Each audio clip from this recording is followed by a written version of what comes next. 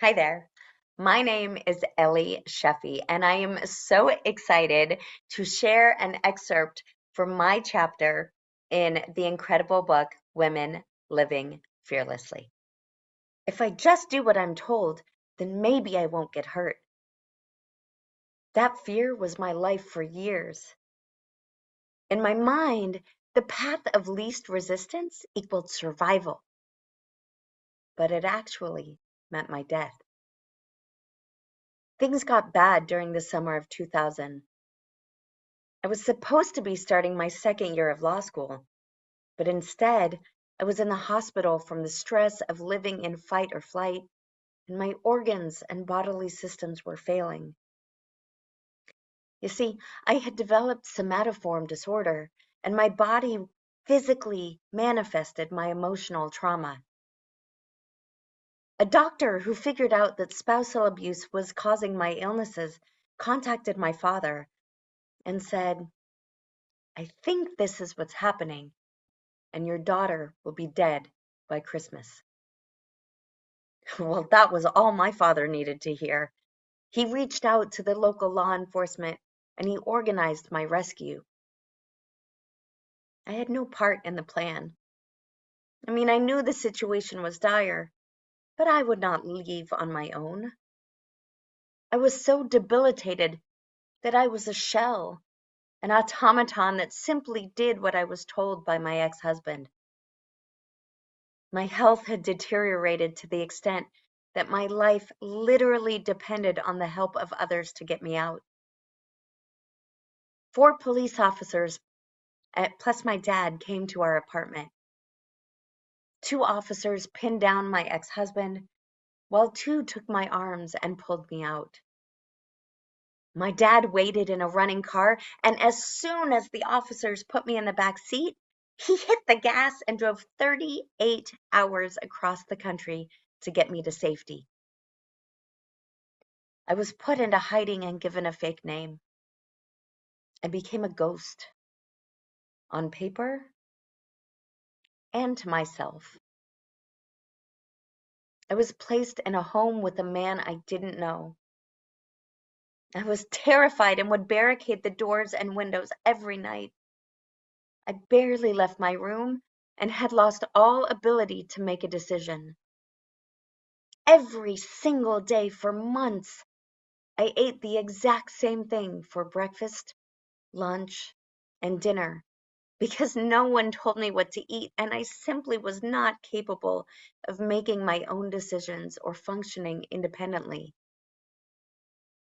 I spent hours each day, month after month, in intense trauma therapy. And one day, my therapist challenged me to go to the grocery store on my own. My assignment was simply to buy something, anything, from the store. I couldn't do it. I ran out of the store in tears, hysterical because I couldn't even decide what to buy.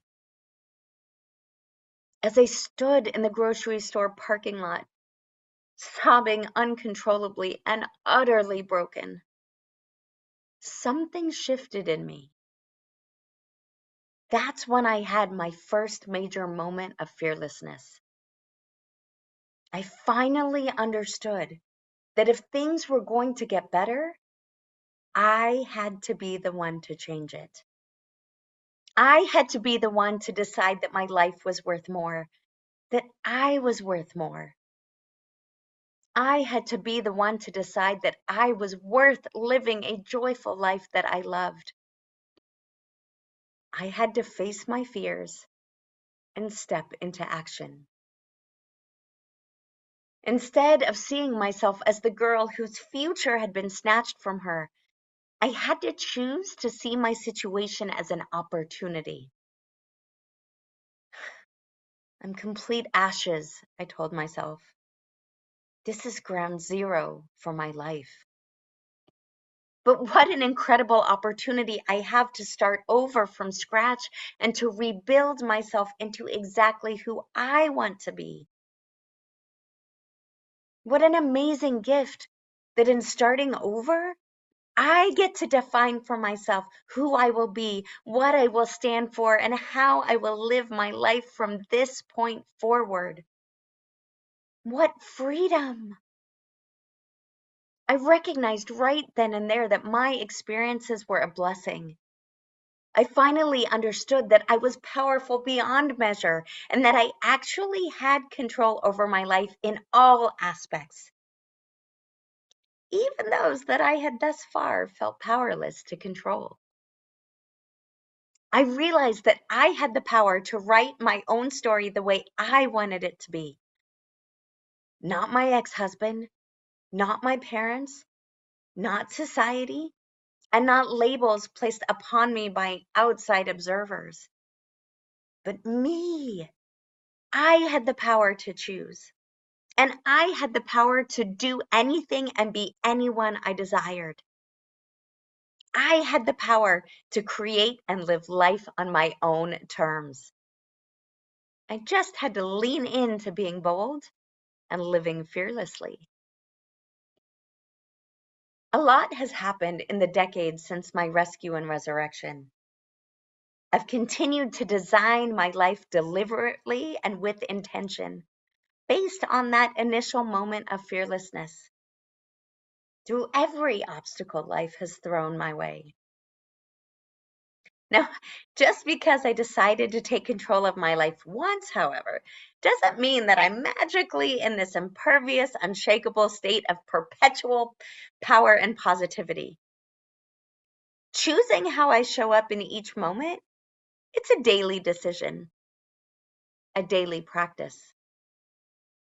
But by doing this every single day, external circumstances no longer define me. The views of others no longer define me. I define myself. Thank you for letting me share a little bit of my journey and a little excerpt of my chapter. I hope it gives some insight into why helping women to find their voice and stand in their power and shine their light is my mission. It's why I work with women to strategically build their business in a way that aligns with their mission, their vision, their passions, and their life. It's why I help women to very strategically write best-selling books that build their business and their brand, that amplify their visibility and increase their credibility so that they can really increase their impact and leave that legacy that is so important to them. It's why I'm an author's coach, why I'm a publisher. It's why I'm a civil rights attorney.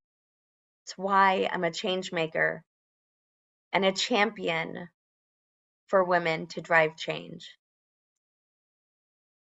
It is a joy and an honor to be part of this book. So to each and every one of you, I remind you, be bold, live fearlessly. The world needs you. I'm Ellie Shefi, and I look forward to connecting. Shine your light, sister, shine your light.